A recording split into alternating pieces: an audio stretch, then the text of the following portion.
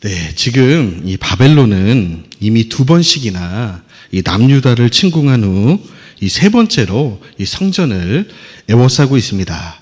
이제 그 유대왕 시드기야에게는 이 바벨론에 항복하는 길과 이 대항하는 길, 이 2가지의 선택만 남아 있습니다. 애국의 관점으로만 보면 죽기까지 대항하는 것이 옳아 보이죠. 그러나 이 하나님의 뜻은 바벨론에 항복하라는 것입니다. 이 바벨론으로 가야만 받을 수 있는 내 백성을 향한 70년간의 특별 교육이 준비되어 있다는 것이죠. 그러니 이 바벨론이 쳐들어오거든 순순히 잡혀가라. 이 바벨론을 마귀가 보낸 것이 아니고 내가 보낸 것이다. 그런데 그 당시 많은 백성들과 이 선지자들은 이런 하나님의 계획을 선뜻 받아들이지 못했습니다. 이 대표적으로 이 하박국 선지자는 하나님께서 일하시는 방법이 틀렸다고 따지면서 대들기까지 합니다. 하나님, 우리의 죄들이 너무나 많습니다. 그렇다고 해서 우리들보다 100배는 더 나쁜, 더 악한, 더 잔인한 저 바벨론을 들어서 우리를 치시는 것은 불합리한 것 아닙니까? 더 나쁜 놈이 덜 나쁜 놈을 치는 것은 하나님의 공의에 어긋난다는 것이죠. 일리가 있는 말입니다. 그때 하나님께서 주시는 대답은 조금만 더 기다려보라는 것입니다. 그들의 죄는 사라지는 것이 아니고 정립되고 있다. 이 바벨론을 내 백성을 교육하는 막대기로 잘 사용한 후에 때가 되면 내가 친히 심판하겠다. 여러분, 물의 온도가 100도를 지나는 순간을 그 지점을 임계점이라고 합니다. 그 임계점을 지나야만 물은 수증기로 변하게 되는 거죠. 이처럼 어떤 사람이나 민족의 죄악이 하나님이 정하신 임계점을 지나는 순간 심판은 시작됩니다. 물론 하나님께서 앞뒤 가리지 않고 즉결 심판 하시는 경우도 있습니다. 대표적으로 아브라함의 조카 롯이 살고 있던 그 유명한 소돔과 고모라입니다. 반면에 죄악의 강도는 비슷한데 가나안 7 족속들은 400년 동안이나 죄가 쌓인 후에야 하나님이 심판을 하십니다. 가나안 족속들은 이것도 모르고 하나님 살아계신다더니 하나님의 심판 같은 것은 없는 거다 하면서 마음껏 죄짓고 약탈하고 살육하고 하는데 잘 안 되는 게 아니라 400년간이나 승승장구 하는 거죠. 그래서 이 성경에 보면요, 이러한 악인들의 형통을 바라보면서 수많은 의인들이 부르짖습니다. 주님, 언제까지입니까? 대체 언제까지 저들의 죄악을 참아 보시겠습니까? 요한계시록에 보면 심지어 이 순교자들까지 나와서 이 하나님의 보좌에서 하나님께 탄원하는 모습을 볼 수 있습니다. 주님, 억울합니다. 저희를 이 순교에 이르게 한 저 악인들의 죄악을 어찌하시려고 합니까? 하면서 막 울고불고 떼쓰는데 하나님의 응답은 동일합니다. 조금만 더 기다려봐라. 내가 그들의 악행들을 심판의 날까지 정립하고 있다. 너희 뒤에도 많은 순교자들이 더 나오게 될 텐데 그 정해진 수가 차면 그간 정립되었던 그 모든 악행들을 한 번에 심판하겠다. 그래서 직결 심판이 아니고 정립 심판이다. 이렇게 답을 주십니다. 우리가 물론 이 즉결 심판하는 그런 모습을 보면 시원하게 하겠죠. 하지만 하나님이 매번 그렇게 이 즉결 심판만 하신다면 악인들만 위험한 것이 아니라 지금 저와 여러분들도 매우 위험합니다.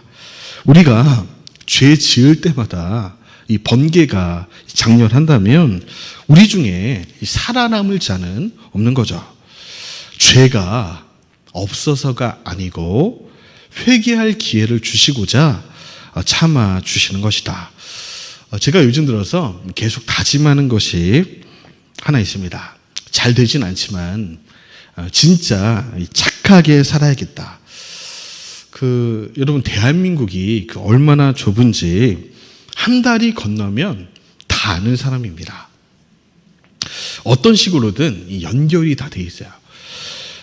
저희 와이프가 대학을 다닐 때 예수전도단 캠퍼스에서 열심히 활동을 했는데 같이 선교 여행을 다녔던 그 친구가 누구냐면 지금 육군 김용호 목사님 은 아니고 네, 그 동생의 아내 뭐죠? 재수 씨.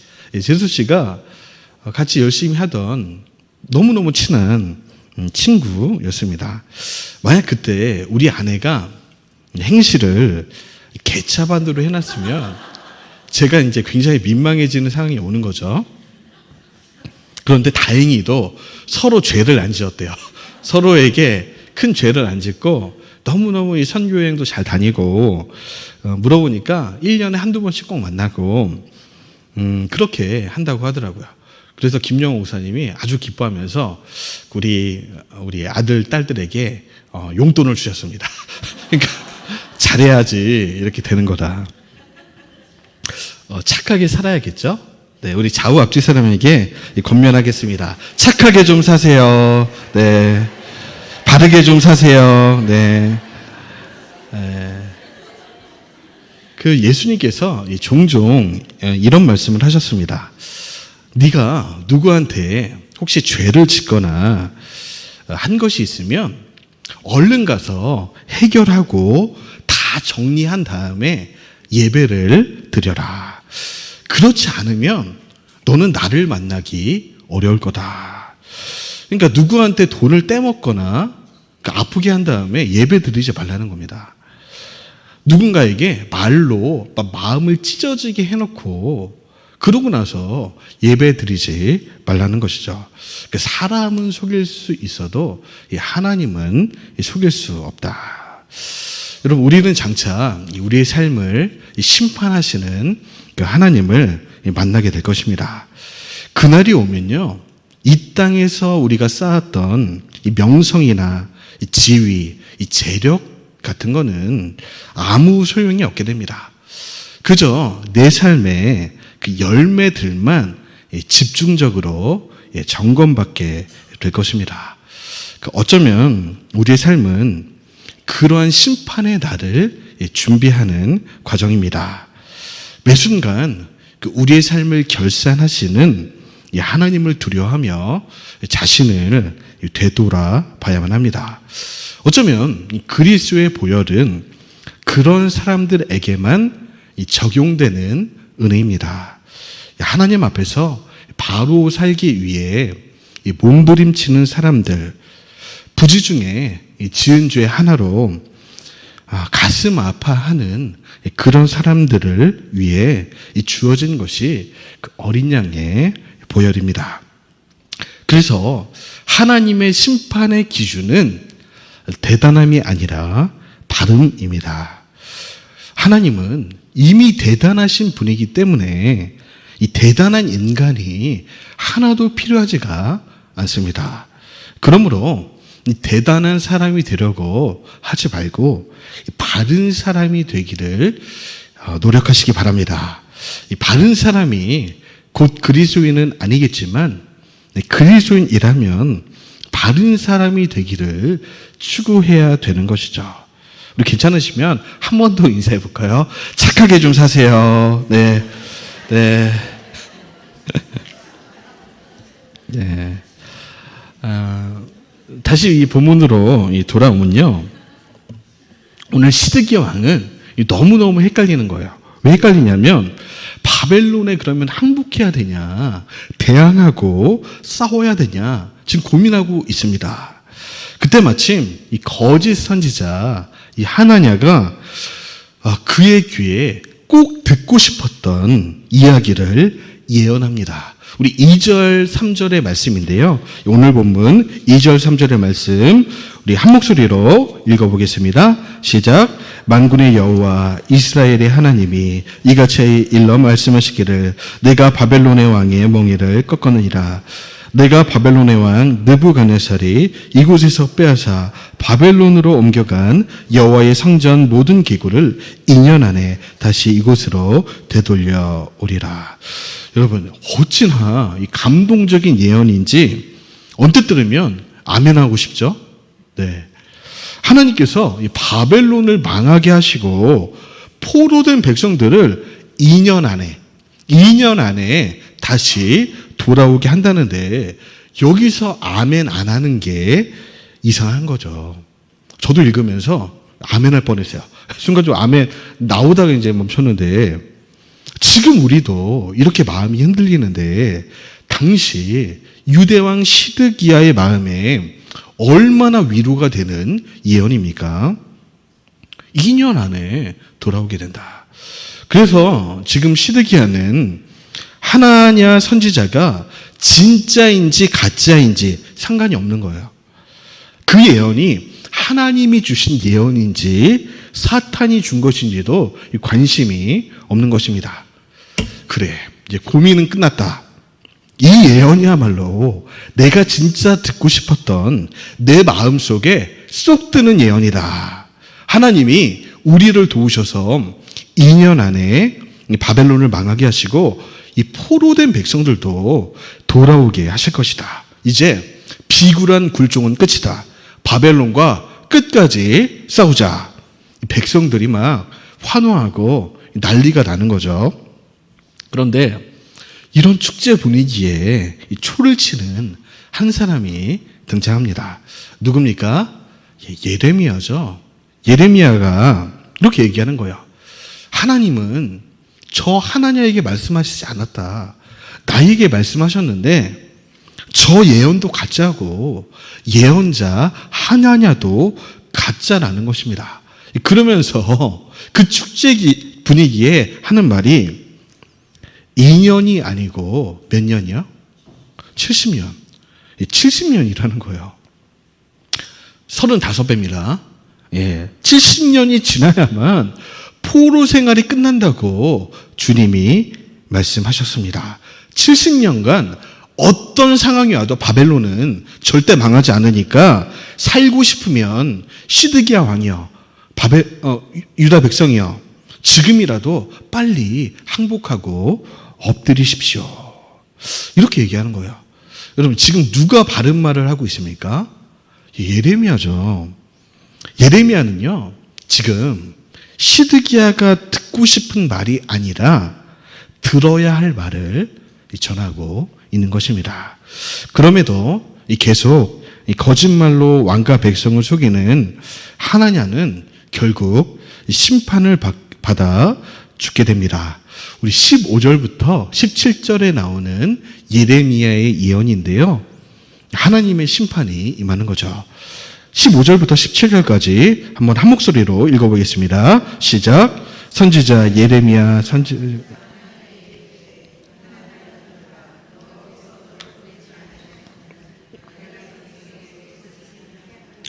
그러므로 여호와께서 이와 같이 말씀하시되 내가 너를 지면에서 제하리니 내가 여호와께 패역한 말을 하였음이라.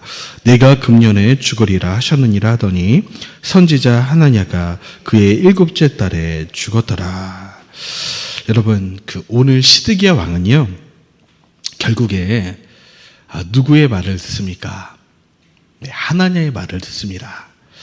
들어야 할 말을 듣지 않고 내가 너무너무 듣고 싶어 하는 그 말을 선택합니다. 진리가 아니라 거짓이라도 내 욕심에 부합하는 그 음성을 취한 것이죠. 그렇게 이 시드기야는요, 바벨론에 저항하다가 끔찍한 최후를 맞는데요. 시드기야의 그 자녀들은 이 시드기야의 눈앞에서 이 숙청을 당합니다.